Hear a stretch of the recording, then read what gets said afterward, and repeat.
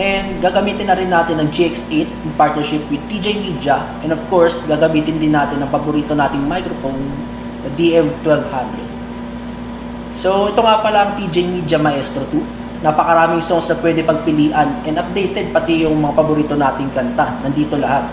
So meron din itong easy access na keyboard. So napakaganda nito guys, grabe. So tara, pakinggan natin kung gaano kaangas ang ating video okay machine.